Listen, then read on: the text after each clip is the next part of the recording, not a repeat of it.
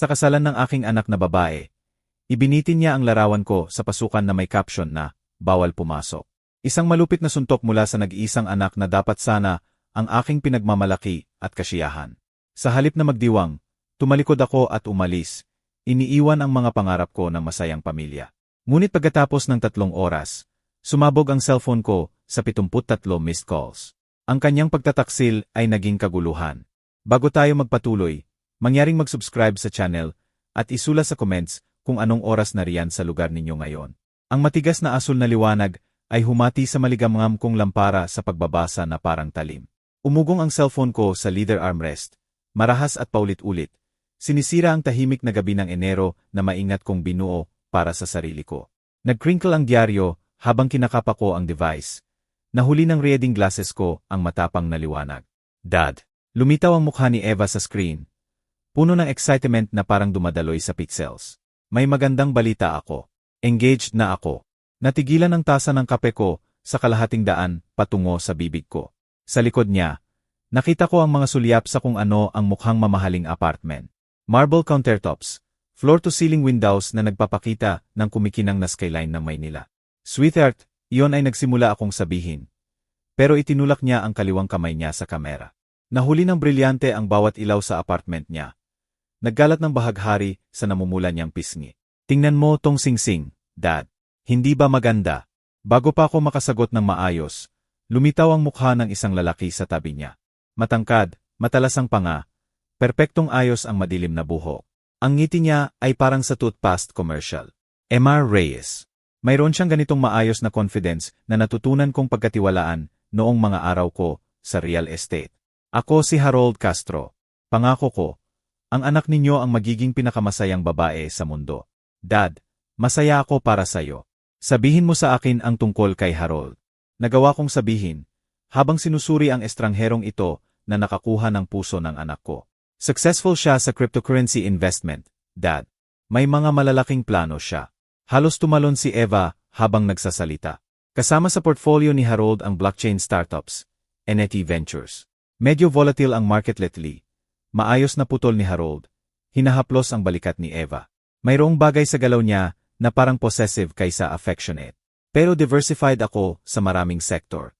Tech, renewable energy, ilang traditional stocks para sa stability. Napansin ko na hindi niya direktang tinitingnan ang mga mata ko sa kamera.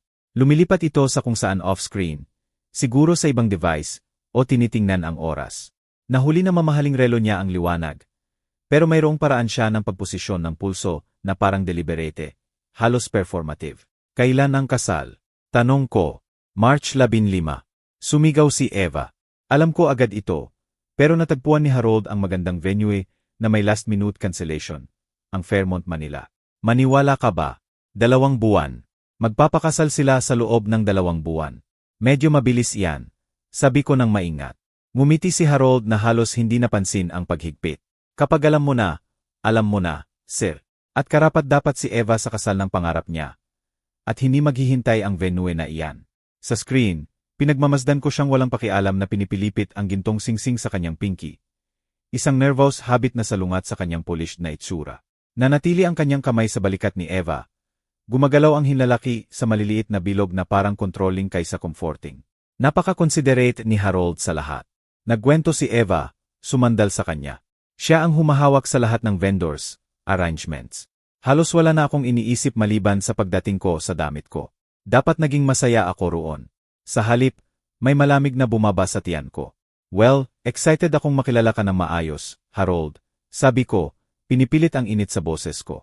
Gayon din, Emma Reyes. Marami akong narinig tungkol sa inyo. Pagkatapos ng mas maraming excited na kwento tungkol sa bulaklak at catering, sa wakas ay nag-hang up sila. Nakaupo ako sa leather chair habang dumidilim ulit ang kwarto. Unti-unting nawawala ang glow ng cellphone sa palad ko. Nakalimutan ang diaryo sa sahig. At lumamig na ang kape ko. Mayroong bagay kay Harold na nakakaabala sa akin. Kahit hindi ko maipangalan kung ano. Siguro ang paraan niya ng pagdomina sa usapan habang mukhang diferensyal. O kung paano ang mamahaling damit niya ay mukhang bahagyang mali. Masyadong bago, masyadong perfect, parang costume kaysa wardrobe. Tinititigan ko ang reflection ko sa itim na screen. Pinapanood ang sarili kong mga duda na dumarami sa dilim. 13 gabi nang walang tulog na pagkagising ang lumipas mula noong video call na iyon. Nang tumawag si Harold, humihingi ng man-to-man conversation, pumayag ako, bahagyang dahil sa curiosity, at bahagyang dahil sa hindi matanggal na pangangailangan na maintindihan kung ano ang nakakaabala sa akin tungkol sa kanya. Ang KF sa Makati ay eksakto ang uri ng lugar na inaasahan kong pipiliin ni Harold. Discreet na yaman, marble tables, ang uri ng discretion na kasama ng 3,000 na entries. Nakita ko siya sa corner booth. Kahit paano ay mukhang nervous kahit perpekto ang Navy suit niya. Emar Reyes, salamat sa pagpunta. Tumayo siya para makipagkamay. Matigas ang grip pero bahagyang basa. Maupo po kayo. May order ba ako para sa inyo? Okay lang ang kape. Pinagmasdan ko ang mukha niya habang naupo kami sa tapat ng isa't isa. Sa personal, ang polish charm ay mukhang mas marupok. Para mamahaling veneer sa murang kahoy. Kumusta ang preparasyon sa kasal? Tanong ko. Maganda. Actually, iyan ang bahagi kung bakit gusto kong makipag-usap sa inyo. Nag-fidget siya sa tasa ng kape. Pinipihit ito ng eksaktong 70 degree. Maaari ko ba kayong pagkatiwalaan ng isang confidential? Ang tanong ay nakabitin sa pagitan namin na parang trap na naghihintay na ma-activate. Siyempre, sabi ko, kahit bawat instinct ay sumisigaw ng hindi. Yumuko si Harold, binaba ang boses sa conspiratorial whisper. Pansamantala lang na frozen ang investments ko dahil sa market conditions. Walang serious. Regulatory review ng isa sa crypto funds ko ay ma-resolve sa loob ng 6 na buwan. Pero huminto siya, naglabas ng parang practiced sigh. Pangarap ni Eva ang fairy tale wedding. At hindi ko kayang bigin siya. Pinagmasdan ko ang mga mata niya habang nagsasalita. Nakatuon ito sa punto sa likod ng kaliwa kong balikat. Hindi kailanman direktang nakikipag-eye contact. Kailangan ng full payment upfront ang venue patuloy niya. Bulaklak, catering, lahat. Higit pa yon sa kaya kong ilikidete ngayon nang hindi malaking loss sa frozen assets ko. Magkano ang kailangan mo, Harold? 3 milyon ang makakapag-cover sa lahat. Ibalik ko bawat sentimo sa katapusan ng taon. Pangako. Kasama ang interest syempre.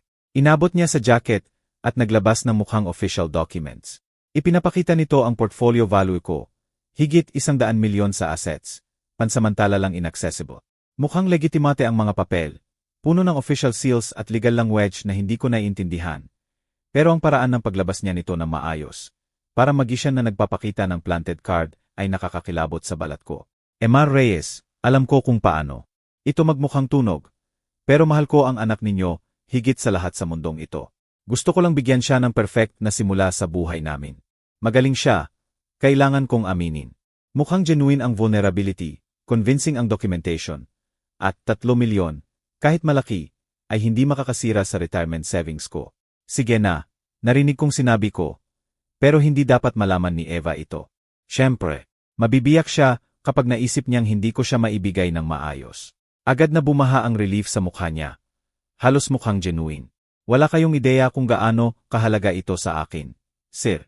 Sinulat ko ang check ng deliberate na mabagal. Ang kamay ko ay nag-alangan sa signature line. Pinagmasdan ni Harold ang bawat galaw ng pluma ko na parang lawin na nanonood ng prey.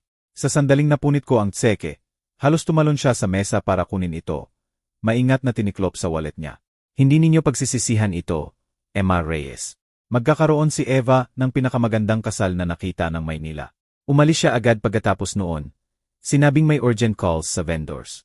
Nakaupo akong mag-isa sa mamahaling cave, pinagmamasdan ang kape kong lumalamig, habang ang mga mayayamang tao sa paligid ko ay nag-uusap tungkol sa market trends at vacation homes. Mabigat ang cellphone ko sa bulsa ko. Dapat tumawag ako kay Eva, magtanong pa tungkol sa business ni Harold. Mag-check ng basic na gagawin ng sinumang rasyonal na tao bago magbigay ng 3 milyon. Sa halip, tinapos ko ang kape ko at umuwi. Dala ang bigat ng lihim na parang mistake na. 6 na araw ang dahan-dahang lumipas mula noong meeting sa cave. Bawat isa ay mas mabigat kaysa sa nauna. Gumalaw ako sa apartment ko, sa Makati na parang multo sa sariling buhay. Hindi kailanman malayo ang cordless phone sa kamay ko. Bawat surface ay parang nanunuya sa akin. Ang malinis na kusina kung saan, halos hindi ako kumakain. Ang living room kung saan, hindi ako makapag-concentrate sa pagbabasa. Ang bedroom kung saan pumuputol-putol ang tulog ko. Pinagmamasdan ako ng larawan ni Margarita mula sa nightstand. Ang malambing niyang ngiti ay frozen sa mas magandang panahon. Kinuha ko ang silver frame. Hinaplos ang salamin ng hinlalaki ko. Palaging sinasabi ni Margarita, Mas mahalaga ang katotohanan kaysa sa comfort. Binulong ko sa laawan niya. Alam niya kung ano ang gagawin. Hindi kailanman nagtitiwala si Margarita sa mga smooth talker. Hindi niya hinayaang matalo ang instinct niya ng charm. Nang 16 na anyo si Eva at gustong makipagdate sa lalaking may motorsiklo. Gumawa si Margarita ng background check, nakahanga-hanga kahit sa NBI. Pero wala na si Margarita. At ako ang gumagawa ng desisyon na parang pagtataksil sa lahat ng itinuro niya sa akin tungkol sa pagprotekta sa anak namin. Umugong ang phone sa kabilang kamay ko. Ngumiti ang contact photo ni Eva sa akin. Minana niya ang intuitive eyes ng nanay niya. Ang mga mata na ngayon ay nalabo ng pag-ibig at tiwala sa lalaking posibleng nagsisinungaling sa lahat. Dinyal ko ang number niya. Binaba bago pa tumunog. Agad na dinyal ulit. Dad, perfect timing. Kakauwi ko lang galing sa florist. Kumusta ang preparasyon sa kasal? Sinubukan kong maging casual. Kahit strained ang boses ko. Maganda, Dad. Napaka-attentive ni Harold sa details. Siya ang humahawak sa lahat. Ang band, ang photographer. Kahit coordinating sa hotel staff. Halos wala na akong iniisip maliban sa pagdating ko sa gown ko. Bawat masayang salita ay parang maliit na saksak. Kinokontrol ni Harold ang bawat aspeto ng kasal nila gamit ang pera niya. Pera ko. Eva, sinimulan ko, tapos tumigil. Ang pangako ko kay Harold ay parang tanikala sa dila ko. Sigurado ka bang kilala mo ng maayos si Harold? Siyempre, Dad. Bakit mo tinatanong? Nagbago ang boses niya. Medyo defensive. Narinig ko siyang gumagalaw sa apartment niya. Siguro inaayos ang bulaklak o tinitingnan ang wedding magazines. Parental worries lang. Ilang buwan ninyo palang kilala. 6 na buwan na talaga. At kapag nakilala mo na ang tamang tao, iba ang takbo ng oras. Tumawa siya. Pero parang forced. Itinuro mo sa akin na magtiwala sa instinct ko, di ba?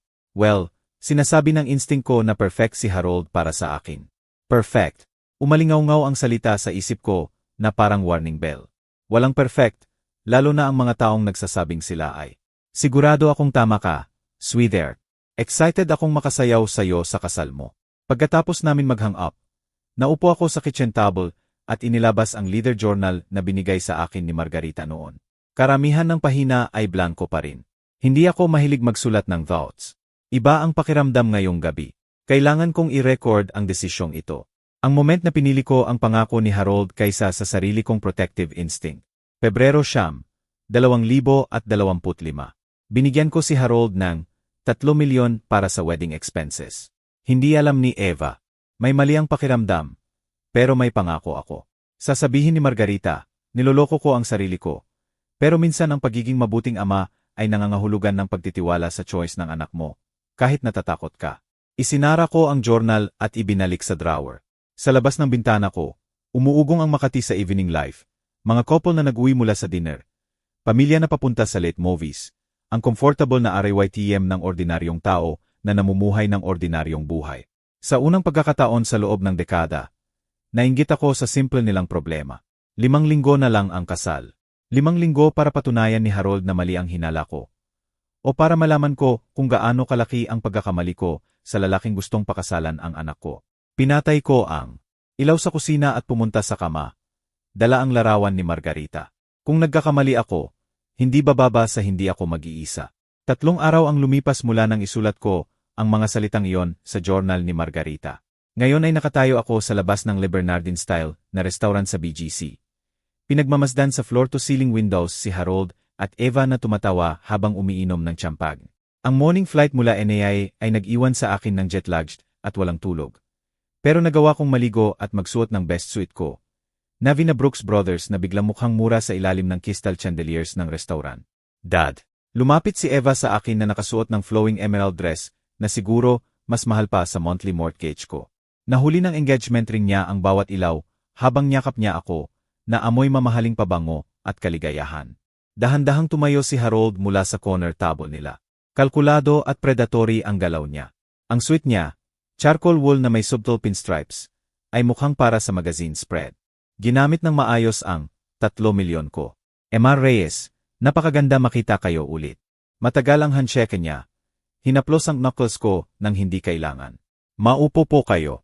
Itinuro ni Harold ang upuan sa tapat nila.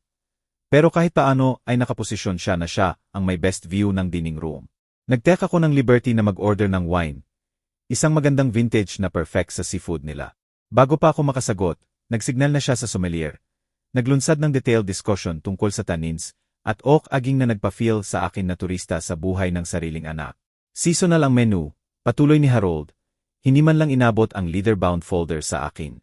Pero recommend ko ang lapu-lapu. Maliban kung mas gusto ninyo ang mas traditional. Ang salitang traditional ay nag-drip ng condescension. Actually medyo adventurosidad. Sabi ni Eva, hinawakan ang kamay ko. Naalala mo noong sinubukan mo ang sushi sa Binondo. Mr. Reyes, gumagamit pa ba kayo ng checkbook? How authentic. Hindi nagbago ang ngiti ni Harold. Pero kumikinang ang mata niya na malis. Naramdaman kong humigpit ang pangako. Minsan mas mabuti ang old ways. Siyempre. Pero siguro mahirap i-track ang expenses ng walang digital banking. Sumandal siya sa upuan. Isang braso na possessive na nakapalibot sa balikat ni Eva. Eva, siguro naalala pa ng daddy mo noong mura pa ang Bitcoin. Di ba sir? Harold, baka ibang topic na lang. Sinubukan kong panatilihin ang level ng boses ko. Siyempre, sorry. Nakakalimutan ko na hindi lahat agad adapts sa bagong reality. Humarap siya kay Eva na may theatrical concern. Sweetheart, explain natin ang crypto basics. O baka overwhelming. Tumawa si Eva.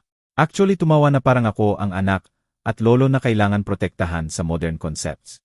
Dumating ang waiter na may first course. Elaborate arrangement ng scallops na dissect ni Harold ng surgical precision habang ipinapaliwanag ang market volatility kay Eva. Bawat ilang minuto ay magbibigay siya sa akin ng bond. Baka interesting ito sa inyo, Mr. Reyes, bago bumalik sa jargon na designed para i-exclude ako. Harold, ang talino mo talaga. Tumingin si Eva sa kanya ng puro adoration. Dad, swerte ka sa manugang.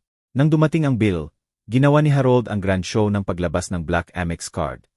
Tinanggihan ang attempt ko na mag-contribute ng magnanimous. Please, Mr. Reyes, treat ko ito. Nakipagkita ang mata niya sa akin ng may calculated cruelty. Kaya ko naman talaga. Sa labas, sumakay ako ng taxi habang tinulungan ni Harold si Eva sa Tesla niya. Sa rear window, pinagmasdan ko siyang halikan ang noo ni Eva ng tender pero possessive. Ang tawa niya ay umalingaw-ngaw sa evening air na parang victory song. Nakuyom ang kamao ko sa kandungan habang lumilipas ang city lights. May mali talaga. Malaking mali kay Harold Castro. Imposibleng makatulog. Nakahiga ako sa generic hotel bed hanggang 11:30 minuto. Paulit-ulit na inireplay ang bawat smirk, bawat calculated insult, bawat moment na pinamukha niya akong maliit sa harap ng sariling anak. Sa wakas, sumuko ako at lumipat sa cramped desk. Suot pa rin ang wrinkled dinner shirt at nakaluwag na tee. Nakadikit ang wifi password ng hotel sa base ng lamp. Binuksan ko ang laptop at tinititigan ang search bar. Hindi sigurado kung saan magsisimula. Harold Castro, tinipa ko. Ang unang page ay nagpakita ng LinkedIn profiles at tech blog mentions. Lahat consistent sa kwento niya. Masyadong consistent. Nag-scroll ako ng malalim. Idinagdag ang Maynila para inaraw. Sa page 3 ay may iba. Business registration para sa Castro Digital Ventures na filed lang 6 na buwan ang nakalipas. Ang address ay isang co-working space sa BGC. Sinubukan ko ang Harold Castro fraud. Kumura ang screen tapos napuno ng court documents. Makati Regional Trial Court. Case number. Harold James Castro, defendant sa civil lawsuit para sa misappropriation of funds, identity theft, at investment fraud. May court case sa Makati. Investment fraud. Binulong ko sa walang laman na kwarto. Nanginginig ang kamay ko habang nag-click sa mga legal documents. Ang plaintiff ay isang babaeng nagngangalang Rebecca Santos, 31 anyos, na nagbigay kay Harold ng 1 milyon para sa kung ano niyang pinaniwalaang crypto investments. Ang larawan ay magandang morena na may trusting eyes. Mga mata na kamukha talaga ni Eva. Hinanap ko ang Harold Castro, Maynila victims. Lumitaw ang higit pang cases. Sarah Lim, 5 milyon. Jennifer Tan, 12 milyon. Palaging parehong pattern. Batang successful na babae. Palaging parehong pangako ng investment opportunities. Palaging parehong devastating losses. Harold Castro inakusahan ng pagnanakaw ng 1 milyon. Binasa ko ng malakas mula sa news article. Pumutok ang boses ko. Pero ang photo gallery ang nagpapatigil sa dugo ko. Si Harold kasama si Rebecca sa mukhang engagement party. Si Harold kasama si Sarah sa romantic dinner. Si Harold kasama si Jennifer.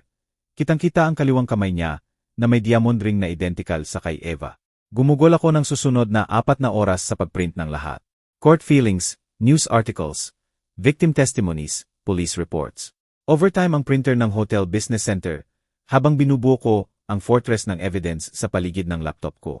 Bawat document ay nagpapakita ng bagong horror.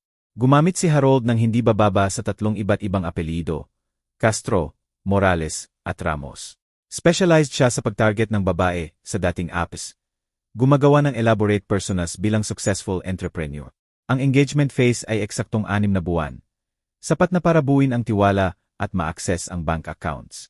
Sa 5 oras puno na ng coffee cups ang desk at nakabuka ang shirt ko sa collar. Natakpan ng evidence ang bawat surface. Mga larawan ng previous victims ni Harold. Screenshots ng fraudulent investment documents. Testimonies mula sa devastated families. Diyos ko, ano ang ginagawa niya sa anak ko? Nakabitin ang tanong sa stall hotel air na parang uso. Sa labas, gumigising ang Maynila. Maagang commuters na kumukuha ng kape, joggers sa kalye. Normal na tao na namumuhay ng normal na buhay. Habang ang mundo ko ay gumuho sa criminal patterns at broken promises, inayos ko ang documents sa Manila folders. Bawat victim ay may sariling file. Pinakamakapal ang folder ni Rebecca. Nakipaglaban siya kay Harold sa court ng 2 taon bago sumuko.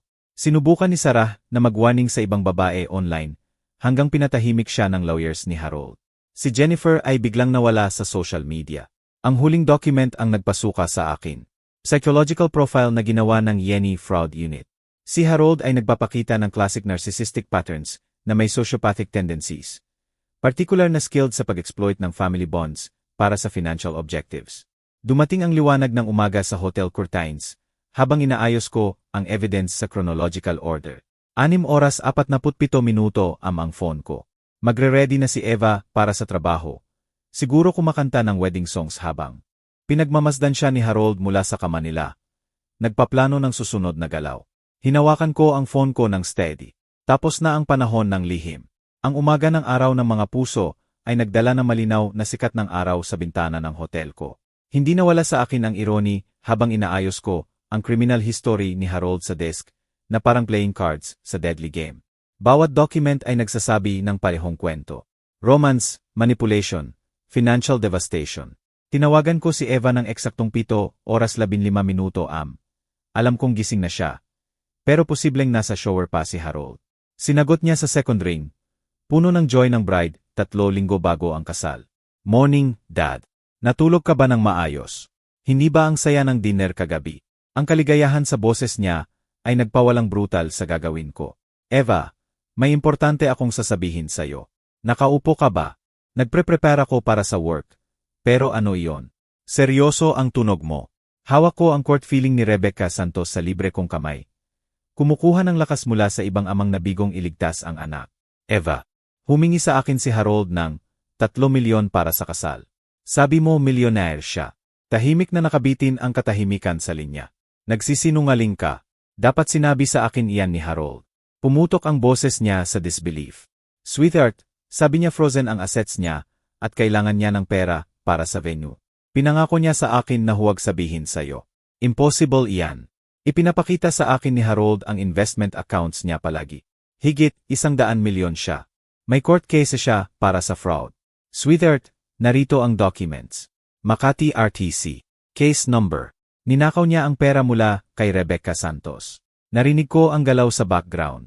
Boses ni Harold na nagtatanong kung ano ang mali. Huminga si Eva ng mabilis at mababaw. Gawa-gawa mo iyan kasi hindi mo matanggap na lumaki na ako. Hindi mo matiis na hindi mo na ako kailangan. Eva, please tingnan mo lang ang evidence. May ibang babae pa.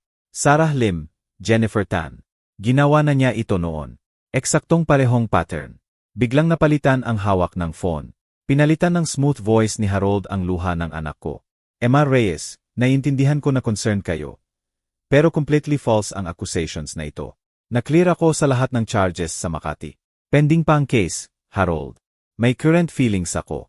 Outdated information iyan mula sa disgruntled former partners. Alam ni Eva ang truth tungkol sa finances ko. Sa background, narinig ko ang anak kong umiyak. Bumaba ang boses ni Harold, mas manipulative. Sweetheart, sinisira ng daddy mo ang happiness natin. May mga magulang na hindi makapag-let go. Pwede ko bang makausap si Eva? Mas matigas ang boses ko kaysa inaasahan ko. Masyado siyang upset ngayon. Talagang nasaktan siya sa false accusations na ito. Pumutol ang boses ni Eva, matinis sa sakit at galit. Paano mo nagawa ito sa akin? Paano ka nagsinungaling tungkol kay Harold para sirain ang kasal ko? Hindi ako nagsisinungaling. May mga larawan niya sa ibang babae.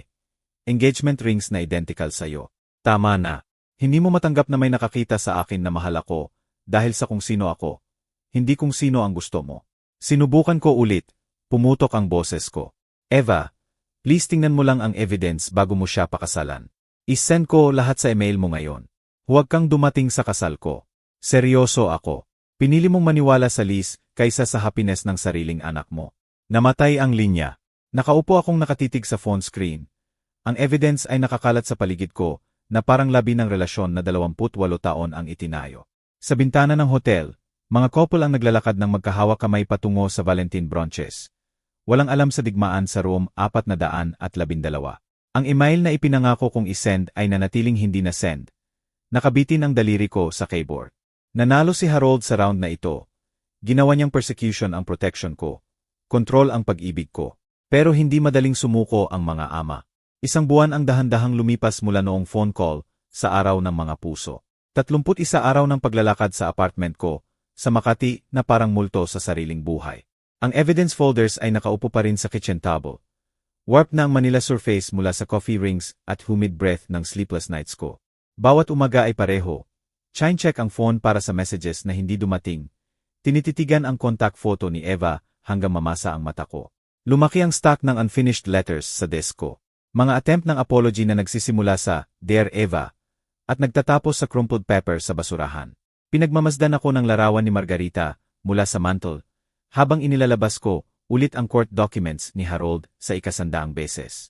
Siguro masyado akong mabilis maghinala. Maaring magsinungaling ang internet, di ba? Maaring manipulated ang photos. Maaring mali ang interpretation ng court records. Siguro masyado akong suspicious. Lumaki na siya. Binulong ko sa walang laman na kwarto. Nagsimulang mag-iwan ng concerned voicemails ang mga kapitbahay ko. MRS. Cruz sa baba ay nagsabing mukha akong payat. Tinanong ng mailman kung magtra-travel ako. Napansin ang tambak ng hindi kinuhang mail. Kahit ang kliniko ay tumawag tungkol sa miss appointment na hindi ko matandaan na na-schedule. Pero iba ang araw na ito. Ngayon ay March 14 na. At bukas ay pakakasalan ng anak ko, si Harold Castro, kahit may blessing ko man o wala. Binuhat ko ang silver frame ni Margarita. Hinaplos ang ngiti niya ng hinlalaki ko. Margarita, ano ang gagawin mo? Ang malambing niyang mata ay parang bumubulong ng kailangan kong marinig. Minsan ang pag-ibig ay nangangahulugan ng pagpapakawala. Siguro fabricated ang court documents.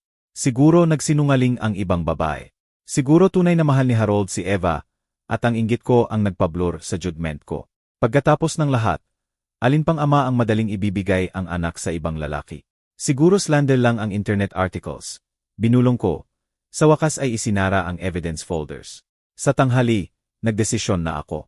Dadalo ako sa kasal, magbibigay ng blessing, at susubukang ayusin ang nasira ko sa mga accusations ko. Tinanggap ako ng mamahaling jewelry store sa Greenbelt na parang matandang kaibigan. Doon ko binili ang engagement ring ni Margarita, 30 taon na ang nakalipas. Ang wedding gift na pinili ko ay mas mahal pa sa sasakyan ng karamihan. Vintage na Cartier necklace na may diamonds na parang nakulong na bituin. Binalot ito ng saleswoman sa ivory silk na may card na simple lang. Para sa anak ko sa araw ng kasal niya. Lahat ng pagmamahal, Dad. Sa NAIA, naupo akong may gift na maingat na nakapatong sa kandungan. Nagre-rehearse ng apology speech na na-memorize ko sa flight papuntang Maynila. Sasabihin ko kay Eva na nagkamali ako. Na mukhang mabuting lalaki si Harold, na happiness lang niya ang gusto ko. Umangat ang eroplano sa papalapit na takipsilim. Dala ko patungo sa inaasam kong reconciliation. Sa ibaba, nawala ang mga ilaw ng Maynila na parang namamatay na baga. At ipinikit ko ang mata ko. Iniimagine ang kasal bukas bilang bagong simula kaysa ending. Siguro natututo ang mga ama na magtiwala sa choices ng anak nila. Kahit natatakot sila. Ang Fairmont, Manila ay tumayo sa harap ko, na parang wedding cake na gawa sa marmol at kristal. Ang facade ay nakasabit ng elegant banners na nag-aanunsyo ng Reyes Castro celebration. Bumaba ako mula sa taxi. Hawak ang gift ni Eva. Matini ang tibok ng puso ko habang inaayos ang best navy suit ko. Ang payehong suot ko noong inihatid ko siya sa ASL sa college graduation niya. Dumaloy ang wedding guests sa entrance ng hotel sa agos ng seda at tawa. Ang boses nila ay humahalo sa malambing na tunog ng string quartet na nag-warm up sa loob. May nakilala akong ilang mukha. College roommate ni Eva, kapatid kong si Frank mula sa Cebu, mga kapitbahay sa dating bahay namin sa Quezon City. Tapos nakita ko ito. Ang sarili kong mukha ang nakatitig babalik sa akin mula sa ornate easel sa tabi ng entrance doors. Blown up sa poster size sa professional black and white. Sa ibaba ng larawan ko, elegant calligraphy ang nagsulat ng mga salitang tumama sa akin na parang pisikal na suntok. Bawal pumasok. Gilles Reyes ayon sa request ng bride at groom. Nahulog ang wedding gift sa biglang nanghina kong mga daliri. Bumagal ang mga bisita. Binabasa ang sagn ng may uncomfortable curiosity bago nagmamadaling pumasok. Ilan ang nagbigay sa akin ng sympathetic glances. Nakikilala ang lalaki sa larawan na nakatayo ng frozen sa sidewal. Excuse me po, sir, pero hindi kayo inaasahan dito. Lumapit ang security guard sa tabi ko. Professional ang boses, pero hindi malupit. Ang name tag niya ay Martinez. Siguro may anak din siyang babae. Anak ko po itong ikakasal. Nanggigil ang mga salita. Halos hindi marinig sa ambient noise ng hotel. Nag-shift si Martinez ng uncomfortable. Hinaplos ng mahina ang siko ko. Pasensya na po talaga. Pero may clear instructions ako. Very specific ang couple sa arrangement na ito. Sa glass doors, nakita ko ang reception hall na inaayos. White roses na kaskading mula sa crystal stands. Tables na may china na siguro mas mahal pa sa monthly rent ko. Ang 3 milyon ko ang gumagawa ng gandang bawal kong masaksihan. Patuloy na dumaloy ang ibang bisita sa paligid namin na parang tubig sa bato. Bumababa ang usapan nila sa bulong-bulungan habang lumilipas sa larawan ng vanished father. Ilan ay talagang shock. Mga taong kilala ko sa loob ng maraming taon. Dumalo sa birthday parties at graduation ni Eva. Maingat kong inilagay ang Cartier box sa tabi ng sarili kong larawan. Bright ang ivory silk laban sa polished marble ng hotel. Maganda ang pagkakahuli ng diamonds sa liwanag sa lig ni Eva kapag binuksan niya ito. Ngayon naiintindihan ko na, Harold. Ngayon naiintindihan ko na ang lahat. Bahagyang umatras si Martinez. Siguro narinig ang mapanganib sa boses ko. Pero hindi na ako galit. Masyadong maliit ang galit sa nararamdaman ko. Hindi lang ito rejection. Kalkuladong humiliation ito para tanggalin ang bawat natitirang dignity na maaari kong maisalba sa relasyon namin. Hindi lang nanalo si Harold kay Eva. Tinyak niya na publicly market ako bilang ama na toxic para dumalo sa kasal ng sariling anak. Titiyakin ng larawan na lahat, kaibigan, pamilya, strangers, ay malalaman kung gaano ako lubusang itinakwil. Itinuwid ko ang tiko at tumango kay Martinez. Maaari mo ba akong tawagan ng taxi? Kailangan kong makarating sa downtown B branch bago magsara. Mukhang relieved si Martinez. Siyempre po, sir. Kaagad, habang naghihintay ako ng taxi, tiningnan ko ulit ang sarili kong mukha. Nakatitig babalik mula sa isel. Ang lalaki sa larawang iyon ay naniniwala pa na maaring magpatawad ang anak niya. Maaring piliin ang pamilya kaysa sa manipulation ng stranger. Hangal ang lalaking iyon. Pero natuto na siya ngayon. Inihatid ako ng taxi sa labas ng B downtown branch sa Makati ng eksaktong 4 oras 30 minuto AM. Mahaba ang anino ng granite facade sa hapon na araw. Sa loob, mabagal ang galaw ng Saturday skeleton crew na parang binibilang ang oras hanggang closing. Lumapit ako sa customer service desk nang may parehong methodical calm na ginamit ko noon sa pag-close ng multimillion real estate deals. Ang batang banker, ang name tag ay Jessica, tumingin mula sa computer screen nang may practiced politenes. Magandang hapon po. Paano ko po kayo matutulungan ngayon? Inilagay ko ang driver's license at account documents ko sa Polish counter ng deliberate precision. Kailangan kong i-cancel agad ang isang check. Mabilis na lumipad ang daliri ni Jessica sa keyboard. Hinila ang details ng account ko. Siyempre po, sir. Maaari ko po bang makuha ang check number at amount? Check number 2,847. 3 milyon payable kay Harold Castro. Maingat kong binaybay ang apelyido. Pinagmamasdan siyang magtype ng bawat letra. Sir, kung naisubmit na para sa payment ang check, maaring magdulot ito ng problema sa recipient. May cautious tone ang boses niya na parang sanay sa galit na spouse at business disputes. Direktang tiningnan ko ang mata niya.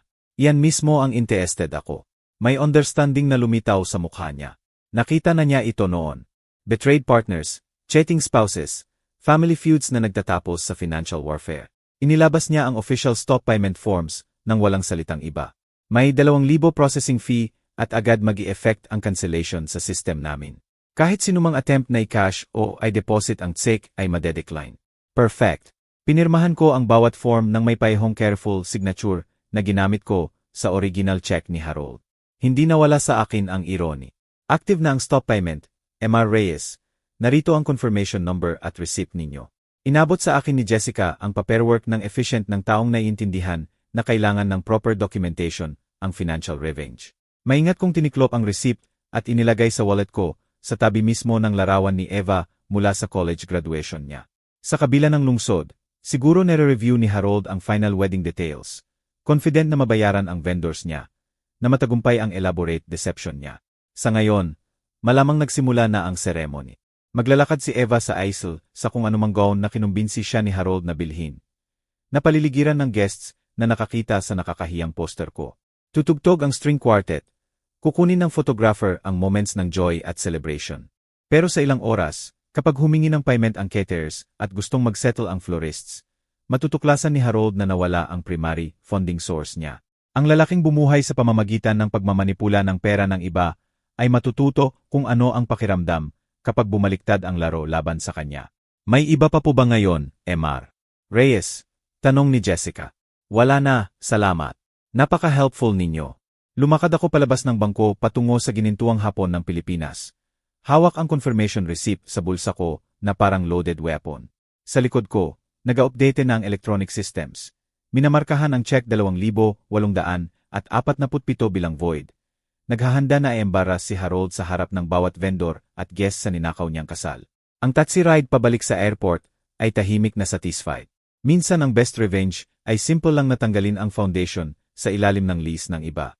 2 oras ang lumipas mula nang lumabas ako sa B. At sa kabila ng Maynila, siguro nagsasayaw na ang first dance ng anak ko bilang Emares Harold Castro. Nakaupo ako sa hotel room ko. Pinagmamasdan ang city lights na kumikinang na parang nakakalat na diamonds. Maingat na nakitiklop ang confirmation receipt sa wallet ko na parang loaded gun. Ang ballroom ng Fairmont ay siguro nagliwanag na ng candlelight ngayon. Tumutugtog ang string quartet ng Pachelbel's Canon. Habang lumulutang si Eva sa marble floor sa kung anumang gown na kinumbinsi siya ni Harold. Dapat nakakalungkot ang vow na iyon. Sa halip, malamig lang na satisfaction ang nararamdaman ko. Umugong ang phone ko. Text mula kay Brother Frank. Magandang ceremony. Sana nandito ka. Tapos isa pa. May problem sa payment terminal. Weird.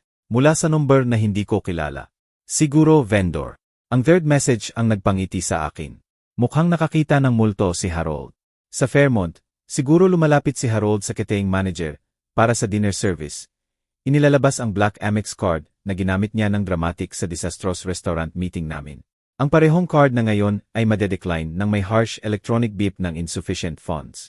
Mr. Castro, kailangan namin ng immediate payment bago mag-serve ng main course. Professional pero firm ang boses ng catering manager. Marami na akong nakitang wedding vendors para malaman ang drill. Susubukan ulit ni Harold. Siguro sinisisi ang technical difficulties. Humihingi na manual process.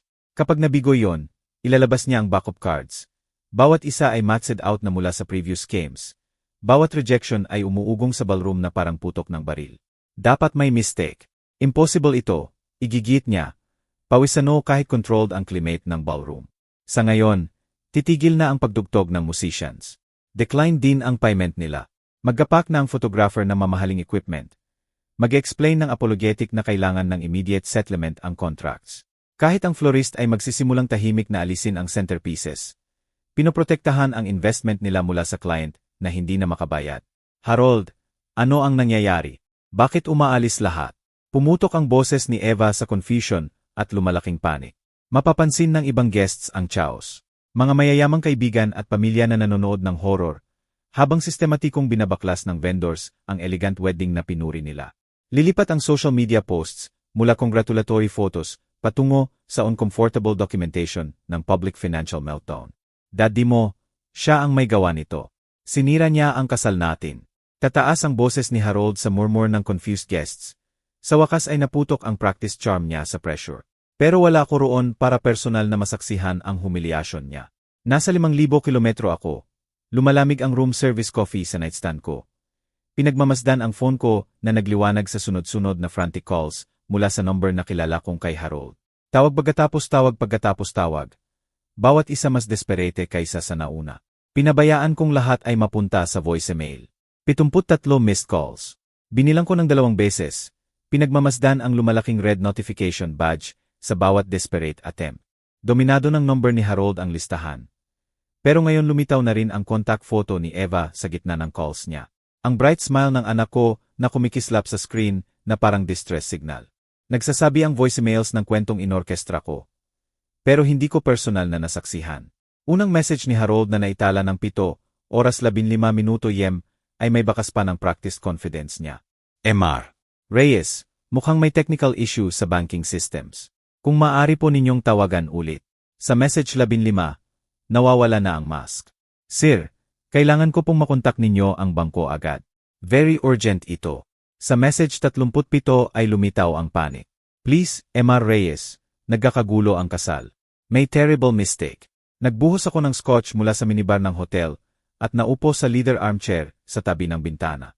Kumikinang ang ilaw ng Maynila sa ibaba, habang sa kabila ng bansa. Gumuho ng real-time ang maingat na binuo ni Harold na mundo. Lalong nagiging desperate ang messages. Naririnig sa background noise ang chows. Vendors na nagtatalo, guests na nagbubulong-bulungan.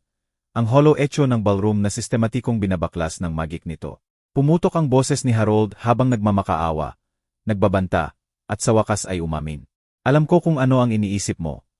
Pero maipapaliwanag ko lahat. Ang pera. Humingi ako ng tulong, pero ibabalik ko sa'yo. Please, umiyak ang anak ninyo. Binago ng message 68 ang lahat. Sa halip na frantic pleading ni Harold, narinig ko ang boses ni Eva, siyang sira at maliit. Dad, please bumalik ka. Umamin si Harold sa lahat. Ibibaba ko ang scotch at tinititigan ang phone. Ito ang moment na hinihintay ko. Pero ang pagdinig sa luha ng anak ko ay nagpahirap sa dibdib ko ng sakit na hindi ko inaasahan. Ang ika-negatibo 74 na tawag ay dumating ng 7:43 Sa pagkakataong ito ay sinagot ko, Dad. Boses ni Eva na halos bulong. Lahat. Ano eksakto ang sinabi niya sa'yo? Tungkol sa pera, sa utang niya, sa ibang babae. Bawas salita ay parang basag na salamin. Tama ka sa lahat. Ang court cases, ang lease, lahat. Sa phone, narinig ko si Harold sa background. Mataas at desperate ang boses. Hindi niya naiintindihan. Mahal ko siya. Hindi mahalaga ang pera. Babalik ako sa Maynila, sabi ko ng maingat. Pero hindi ako magbabayad ng kahit ano. Pagkatapos ng lahat ng nangyari, ang larawan, ang humiliasyon, hindi na ako magsusulat ng anumang tsek. Naiintindihan, Dad. Please lang dumating ka. Kailangan kita. Ipack mo ang gamit mo, sweetheart. Bukas natin ayusin ang iba. Pagkatapos ko mag-hang up, binoko ang Red AF flight pabalik sa Maynila. Sa labas ng bintana ko, natutulog ng mahimbing ang Maynila. Walang alam na 5,000 kilometro ang layo. Sa wakas ay natagpuan ng justice si Harold Castro.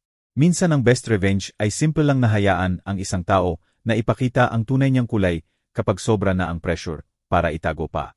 3 buwan ang lumipas. Ang init ng tag-init ay nagsisiklab sa Sidewalks ng Makati nang marinig ko ang pamilyar na hakbang na umaakyat sa hagdan papunta sa apartment ko. Sa peephole, nakita ko si Eva na nakatayo sa hallway na may 2 pagod na maleta. Payat ang mukha pero determined. Mas kamukha ng anak ko kaysa sa nakaraang mahigit 1 taon. Binuksan ko ang pinto bago pa siya makakatok. Dad, patawarin mo ako. Tama ka sa lahat. Bumuhos ang mga salita habang bumagsak siya sa yakap ko. Pareho noong 7 taon siya at nahulog sa bisikleta. Sweetheart, anak kita. Magkasama nating malalagpasan ito. Ginabayan ko siya sa couch, ang parehong leather furniture, kung saan nagsimula ang bangungot na ito sa January video call. Iba ang itsura ng lahat ngayon. Wala na ang evidence folders, na-file na sa NBI. Pero pinagmamasdan pa rin kami ng larawan ni Margarita mula sa mantle. Kinuha niya halos lahat, ang bahay ko, savings, kahit alahas ng lola niya. Nanginginig. Ang boses ni Eva sa pagod at hiya. Pagkatapos magkolapse ang kasal, nagdesperate siya. Nagsimulang mag-forge ng signature ko. Ina-access ang accounts na hindi ko alam na nalaman niya. Umunggol ang tea sa background. Nanonood ako ng evening news sa ugali. Biglang napuno ng mukha ni Harold ang screen. Pero hindi ang polished headshot mula sa fake business profiles niya. Mugshot ito, magulo ang buhok. Pinalitan ng hollow star ang practiced smile ng taong sa wakas ay naabutan ng scams niya. Harold Castro inaesto sa estafa sa malaking halaga. Inanunsyo ng anchor ng professional detachment. Sabi ng federal investigators, Target niya ang mayayamang pamilya sa pamamagitan ng romantic relationships. Nagnakaw ng higit 100 milyon mula sa victims sa iba't ibang lungsod. Tumingin si Eva sa screen, tapos pabalik sa akin. Tinawagan nila ako kahapon. Hindi ako ang nag-iisang victim niya, di ba? Rebecca Santos, Sarah Lim, Jennifer Tan. Pinangalanan ko ang mga babaeng may larawan na naprint ko sa hotel room sa Maynila. Hindi ka ang una niya, pero ikaw ang huli. Patuloy ang news sa details na nag-validate sa bawat instinct ko tungkol kay Harold. Multiple identities, forged investment documents, pattern ng pag-target sa successful women sa dating apps, tapos sistematikong pinapakawalan ang assets nila sa loob ng 6 na buwan. Sasagutin ni Harold ito. Mababalik ang justice, sabi ko, hinila siya palapit. Mabilis ang galaw ng federal investigation, pagkatapos bumagsak ang House of Cards ni Harold. Ang evidence ko mula sa sleepless night na yon noong Pebrero ang nagbigay ng initial roadmap. Pero ang desperation ni Harold pagkatapos ng kasal ang nag-udyok sa kanya na gumawa ng lalong reckless moves. Kapag lis ang binuo mo sa buhay mo, may paraan ang katotohanan na lumitaw kapag hindi mo inaasahan. Nag-testify ako sa grand jury noong nakaraang linggo. Tahimik na sabi ni Eva. Mukhang 15 hanggang 20 taon ang sentensya niya. Sa labas, umuugong ang Makati sa pamilyar na evening RAYTM. Normal na pamilya ang nagtatapos ng dinner. Tumutulong sa mga anak sa homework. Namumuhay ng simple, honest na buhay na nainggitan ko sa pinakamadilim kong moment. Ano na ngayon? Tinanong ko. Tiningnan ko ang apartment na nagsilbi sa akin sa pinakamalalang krisis ng buhay ko. Tapos ang anak ko, matanda na, mas matalino, may peklat, pero hindi siyang sira. Ngayon magbubuo ulit tayo ng magkasama. Parang ngumingiti nang may approval ang larawan ni Margarita mula sa mantle. Minsan ang pagprotekta sa mga mahal mo ay nangangahulugan ng mahihirap na desisyon. Kahit kinamumuhian kanila para roon. Pero nagtatagal ang pag-ibig, nananaig ang katotohanan, at ang justice, kapag sa wakas ay dumating, ay mas matamis kaysa sa anumang revenge. Kung nagustuhan ninyo ang kwentong ito, please like ang video na ito, mag-subscribe sa channel, at i-share ang inyong impressions sa comments. Para pakinggan ang susunod na kwento, i-click ang box sa kaliwa. Salamat sa panonood.